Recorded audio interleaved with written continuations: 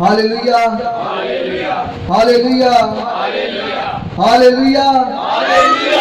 मेरा दिल खुदावन की शुक्रगुजारी से भरा हुआ है कि आज हम फिर यहाँ पर जमा हैं और मैं देख रहा था कि यहाँ पर हर शख्स जो है वो प्रस्तिश में हिस्सा ले रहा था।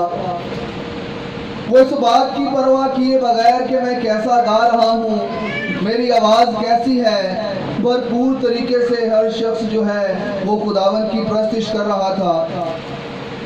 और मैं जब आप लोगों को देख रहा था तो मेरा दिल खुदावन की शुक्रगुजारी कर रहा था कि खुदावन ने हमें हर तरह की चीज़ों से नवाजा है और ये ख़ास मौका अता किया है कि हम उसके हजूर में बैठकर उसकी प्रस्तिश करें।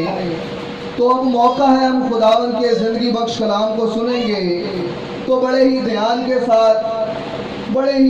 के साथ कुछ देर के लिए हम खुदावन के कलाम को सुनने वाले हैं। यह हवाला जो आप लोगों के सामने पढ़ा गया, ये कहाँ से लिया गया है? किस किस ने इस हवाले की तिलावत को सुना? इस हवाले को जो है रोमियो के खत के अंदर से जो है तिलावत किया गया है। और जब हम इसके राइटर की बात करते हैं तो ये शख्स पहले साउल के नाम से जाना जाता था और ये यहूदी कौम से ताल्लुक़ रखता था। रोमी शरीयत इसके पास थी और ये मसीहों के बहुत ज़्यादा खिलाफ था। ये शरीयत पर अमल करने वाला, और इसने शरीयत जो है वो अपने उस्ताद गमलीएल से सीखी और ये उस पर अपनी दिलो जान से चलता था और मसीहत को एक बिद्दत करार देता था, एक नई तालीम करार देता था और हर वक्त इस काम में लगा रहता था कि मैं किस तरह इस बिद्दत को ख़त्म कर दूं। ये मसीहत का मुखालिफ था और चाहता था कि मैं मसीहत को जड़ से ख़त्म कर दूं।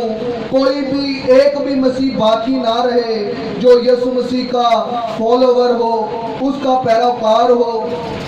एक दफ़ा का वाक़या है कि इसे मालूम हुआ कि फलां जगह के ऊपर जो है वो मसीह आबाद है, वहाँ पर रहते हैं।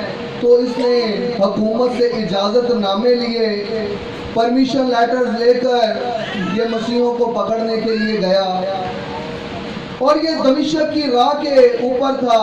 तो ऐसा हुआ कि इसकी मुलाकात खुदावंद यीशु मसीह से हुई और जब इसकी मुलाकात खुदावंद यीशु मसीह से हुई तो ये अपने सवारों के साथ घोड़ों के ऊपर थे और गिरदा गिर्द नूर चमका और ये घोड़ों से क्या हुआ जी? गिर गया। और जिक्र मिलता है कि ये एक आवाज को सुन रहा है जो इसे आ रही है कि ऐ साउल तू मुझे क्यों सताता है। तो ये आगे से कहता है खुदावन तू कौन है और मैं तुझे कब सताता हूँ।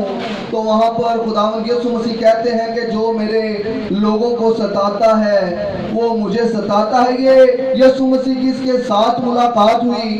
अभी हमने गीत में भी गाया है कि यीशु के आने से हालत बदल जाती है, हालात बदल जाते हैं। जब यीशु मसीह इसकी ज़िंदगी में आया, जब इसके साथ खुदावंद यीशु मसीह की मुलाकात हुई तो इसकी ज़िंदगी पहले जैसी ना रही। जब ये यीशु मसीह से बात कर रहा है, जब इसकी यीशु मसीह से बात हुई तो जिक्र मिलता है कि घोड़े से गिरा और अंधा हो गया और 3 दिन तक इसने कुछ भी ना खाया। और फिर खुदावन के एक खादिम ने आकर इस पर दुआ की तो इसकी आंखों की बीनाई वापस आई। तो इसने सबसे पहला जो काम किया, इसने पानी का बपतिस्मा लिया, खुदावंद यीशु मसीह को कबूल कर लिया। और जब इसकी जिंदगी बदल गई, जो मसीहत को बिद्दत करार देता था, मसीहत को खत्म कर देना चाहता था, मसीह का पैरोकार बन गया और दुनिया की इंतहा तक इसने जाकर खुदावंद यीशु मसीह की खुशखबरी की मुनादी की। और बाइबल मुकद्दस के अंदर اس کے 14 خطوط جو ہیں وہ درج ہے جو اس نے روح القدس کی تحریک سے معمور ہو کر لکھے۔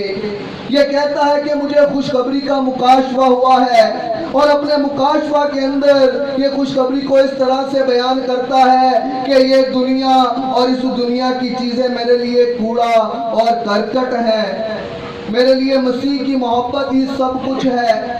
اور یہ اس کی محبت سے معمور ہو کر رومیوں کی کلیسیا کو یہ لکھ رہا ہے 8ویں باب کی 2 آیت کے اندر۔ بڑے دھیان کے ساتھ سنیں کہ کیا لکھا ہوا ہے۔ لکھا ہوا ہے کیونکہ زندگی کے روح کی شریعت نے مسیح یسوع میں، کیا لکھا ہوا جی؟